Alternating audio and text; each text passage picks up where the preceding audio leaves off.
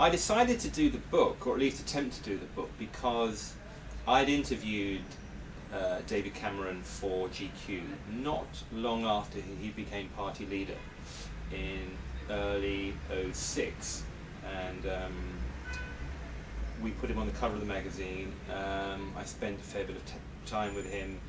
I found him very interesting.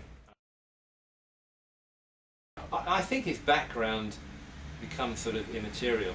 I think you want and expect your leaders to have had a good education, and I think obviously going to Eton has many connotations, both good and bad. But I somehow think he's surpassed that, and I think if people are still hung up on class, then they'll never like him. But I would have hoped that we're sort of beyond that by now.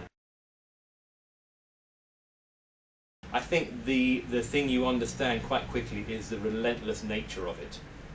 They're on all the time, and the team is on all the time, and it's fascinating to sort of look into that process and look into that world for a while, because it's a huge machine, and it's very impressive.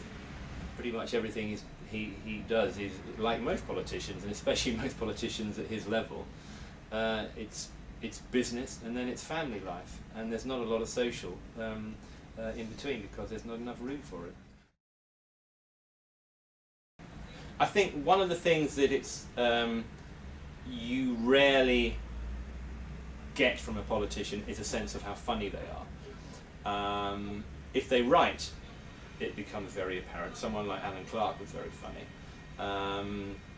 but Cameron is incredibly funny. I think that what you'll get from the book is that Cameron's plans for the country are far more radical than people think they are. And I think that one of the criticisms that has been labelled at Cameron on a fairly regular basis is that he's been wishy-washy on certain aspects of policy. And I think that what you'll get from this book is an understanding that in terms of welfare, education, NHS, many areas, maybe even tax, that he'll be far more radical than people think he is. I think one of the most important parts of his vision is the fact that, like all Tory governments, he wants us all to have a smaller state, and I think that because of what's happened under 11 years of New Labour, I think we're probably living in more of a state-controlled environment than we've ever been before, and I think that's one of his main aims.